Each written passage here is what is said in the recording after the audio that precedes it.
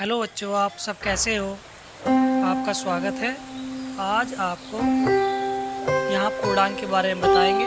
पूर्णांक किसे कहते हैं, कितने प्रकार के होते हैं और इनका क्या उपयोग है। तो सबसे पहले आप जानेंगे यहाँ पर सबसे ऊपर देखो लिखा हुआ प्राकृतिक संख्या। तो जो संख्या एक से शुरू होती है, जैसे 1, 2, 3, 4, 5, 6, 7 ऐसे अनंत तक, तो उसे हम प्राकृतिक संख्या कहते हैं। उसके बाद पूर्ण संख्या जो 0 से शुरू होती है, शून्य से शुरू होती है, जैसे 0, 1, 2, 3, 4, 5, 6, 7 ऐसे ही, तो इन्हें हम पूर्ण संख्या कहते हैं। और जो पूर्ण संख्या आप ध्यान ये देंगे कि जो 0 है, 0 की खोज होने के बाद, शून्य की खोज होने के बाद में पूर्ण संख्या का अस्तित्व आया है। सबसे पहले प्राकृतिक संख्या होती थी। अब 0 का उपयोग क्या है, जैसे आपसे पूछा जाए कि सींग वाले कितने घोड़े हैं, आप कहेंगे कुछ नहीं। तो उस कुछ नहीं का मतलब 0। आपको 5 रुपये दिए गए और वही 5 रुपये आपसे ले लिया जाए। अब आपसे पूछे आपके पास कितने पैसे हैं, कितने रुपए हैं, तो आप कहेंगे कुछ नहीं। तो इसका मीन्स होता है 0।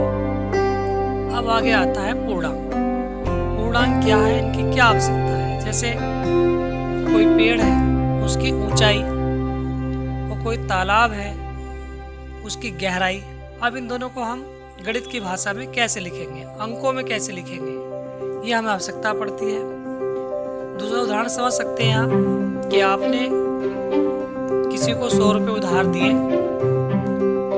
या आपने 100 रुपये उधार लिए, तो आप उसको किस प्रकार से गणित की भाषा में अंकों में कैसे आप प्रदर्शित करोगे, कैसे आप दिखाओगे उसको। तो आप ये ध्यान देंगे, यदि हम पृथ्वी तल से ऊपर जाते हैं तो वो जितने भी मापन होता है वो सब प्लस में ले आता है, यानी कि धन में लिया जाता है। और जो गहराई होती है नीचे आती है पृथ्वी तल से, तो उसको ऋण में लिया जाता है, माइनस में। ऐसे ही यदि आप किसी को 100 रुपये दे रहे हो तो आप धनी हो गए हो, और जिसने आपसे 100 रुपये लिए हैं वो ऋण होगा, क्योंकि उसको ऋणी हो गया है। तो यहाँ ध्यान देंगे, धन जो पूर्णांक है 2 प्रकार के होते हैं, एक धनात्मक पूर्णांक और एक ऋणात्मक पूर्णांक। तो धनात्मक पूर्णांक जैसे 1, 2, 3, 4, 5, 6 ये सब हमारे पास धनात्मक पूर्णांक है। यानी हम ये कह सकते हैं कि प्राकृतिक संख्या ही यहाँ हमने लिया है धनात्मक पूर्णांक में। सारी प्राकृतिक संख्या है वो धनात्मक पूर्णांक है। उसके बाद वे संख्याएं जो ऋण में होती है, यदि हम प्राकृतिक संख्याओं का ही ऋण रूप ले लें, इसको ऋण में ले लें, तो ये हमारे पास ऋणात्मक पूर्णांक होंगे। जैसे -5, -4, -3, -2, -1। और जो शून्य है ये न धन पूर्णांक होगा और न ही ऋण पूर्णांक होगा। अब आप नीचे देखिए एक संख्या रेखा है, यानी कि वह रेखा जिस पर संख्या लिखी है उसे हम संख्या रेखा कहते हैं। बीच में शून्य है। शून्य के यदि आप दाएं ओर, या आपसे ये कहा जाए कि आप आगे चलें 1 कदम, 2 कदम, 3 कदम, 4, 5, 6 जो भी कदम आपको चलना आगे चलेंगे, तो इसको आप धन में यानी प्लस में लेंगे। और शून्य से यदि आप बाएं या पीछे जाते हैं 1 कदम, 2 कदम, 3 कदम, तो ये ऋण में ले जाएंगे। जैसे ऋण 1, या आप -1 कह सकते हो, -1, -2, -3, -4, -5, -6। तो यहाँ हमने ऋण चिन्ह लिया है, क्योंकि हम अपोजिट यानी कि विपरीत दिशा में जा रहे हैं। अब एक उदाहरण आप आगे देखेंगे, यदि आप पृथ्वी तल से ऊपर, जैसे कोई पेड़ खड़ा है उसकी ऊंचाई, या कोई खंभा खड़ा है उसकी ऊंचाई, तो वो हमेशा प्लस में यानी कि धन में लेंगे।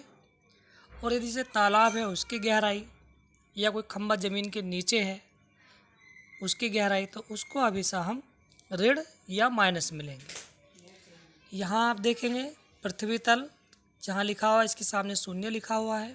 मान लिया कोई हमारे पास बिल्डिंग है जिसमें एक कमरा पृथ्वी तल से नीचे बना हुआ है और एक ऊपर बना हुआ है।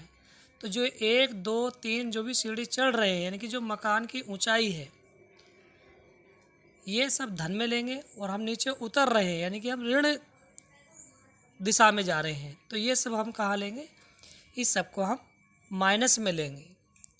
तो आप इसको ध्यान से देखेंगे, कोई बात सही में नहीं आती है आप द्वारा पूछ सकते हैं हमसे, फ़ोन के माध्यम से, व्हाट्सएप के माध्यम से। धन्यवाद।